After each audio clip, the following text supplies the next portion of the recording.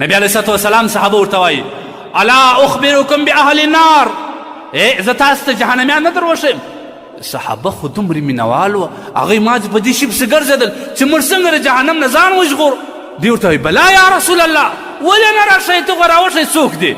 د الله رسول صلی الله علیه وسلم فرمایي کل عتل جواز مستکبر، درې کسان، یو هغه سخت مزاجه چې همیشه یې تندي ته غوټې ورکړي، دا ټول کسان ته په یو خشم انداز باندې ګډ وي، یو سخت مزاج لري، دا کس به جهنمي. او جواز، د جواز تفصیل علماو ډېر کړی دی، بعض دا وایي چې ډېر خوراک کول والا، بعض دا وایي چې ډېر مال جمع کول والا، بعض دا وایي چې یا د جواز څخه مراد هغه کس دی چې هغه په تکبر باندې په مځکه کې روان و مستکبر او متکبر، دا درې کسان به اهل النار وي، دا به په جهنم کې اهل نار جهنمیان. نن ما او تا به څه شي تکبر کوم؟ هر ځوان د خپل وسه پورې لږ لږ تکبر کړی دی، لږ لږ تکبر کوم. که ما یو څه واک پیدا کړي، که مې یو څه دنیا پیدا کړل، که مې یو څه پیسې پیدا کړې، که مې یو موټر پیدا کړې، دا موټر کې زما او ستا ناسته څه شته باري؟ یو وخت چا دا ویله چې الحمدلله خدای ستا په خپل نعمتو دې ونازولم، ښه ځواني دې راکړل، ښه مال او دولت دې راکړي، او ښه موټر او سوارلي دې راکړي. ما او تا چې موټر رانیستی شي، یاره زم ته راځه یو ښه موټر را پیدا کړه، څه به کوې؟ بله ورځ زما عارف یو موټر رانیولی و، زه غواړم چې د په مقابله کې موټر رانیسم. بیا د هغه مخ ته په تیز باندې تېر کړه، دا تکبر دی، د دې کسانو ټکانه وه په جهنم کې. زم یو ښایسته بیټک کوټه ځان ته جوړوم، څه به کوې؟ داسې یو وخت سیال و ناسیال راځي، هغه کسان به وایي دومره پیسې پیدا کړې بیا هم په دې کوټه کې دي، دا کس چې کوم دی دا جهنمي دی، دا جهنمي دی. او که یو کس وایي چې زه موټر رانیسم، الله دنیا را کړې ده، دا د خدای یو نعمت دی، د یو ځای ځان په رسوم، یو غریب مسکین که په مخه رالی هغه راپورته کوم، د یو ځای رسوم، دا نعمت دی، پر دې باندې به الله درته اجر ورکوي.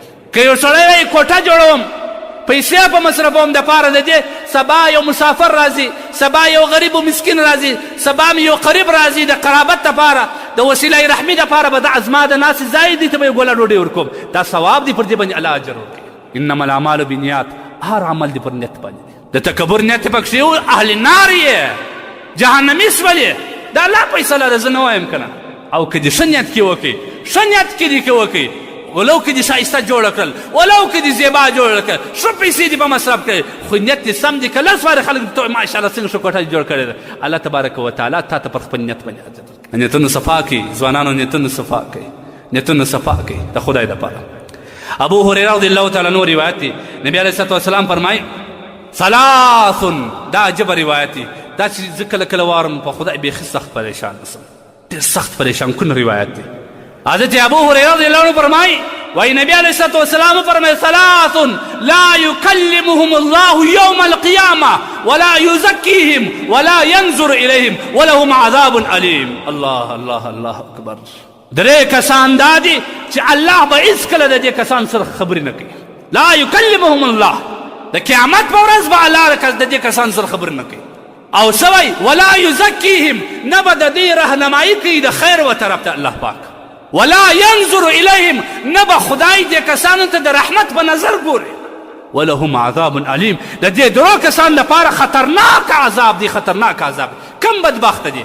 یو شیخ زان، سپینږیری زناکار، سپینږیری زناکار. محدثین لیکي چې دې څه مطلب څه دی؟ یعنی چې ته سپینږیری سوې، دا په زړه کې چې سپین وریښته پیدا سي، الله وایي دا زما رحمت دی، زه حیا کوم د دې بنده څخه چې زه درته عذاب ورکوم، چې هلته شهوت کم سي، قدرتي انسان چې سپینږیری سي شهوت یې کم سي. لیکن بیا هم که چیرې په خواهشاتو پسې، په نارواو پسې، الله تبارک وتعالی به دردناک عذاب ورکړي، هېڅکله به الله دې کس ته د رحمت په نظر باندې نه ګوري.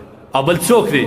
وملک کذاب، درواغجن باچا، درواغجن وزیر، درواغجن سرانوال، درواغجن کومندان، الله تبارک وتعالی وایي نه خبرې ورسره کوم، نه د رحمت په نظر ورته ګورم. او الله جل جلاله وایي د دې کسانو دپاره موږ دردناک عذاب تېر کوي. تاسو د معاشرې د نن د دنیا باچاهانو ته وګورئ، بله به در معلوم سي. او دریم کس څه شي دی؟ دریم کس هغه څوک دی، هغه وعائل المستکبر، هغه فقیر چې متکبره فقیر وي، متکبره فقیر. موږ ته یې په پښتو کې مشتل دی، یو فکر کوي څه شي دی، داسې یو متل سته.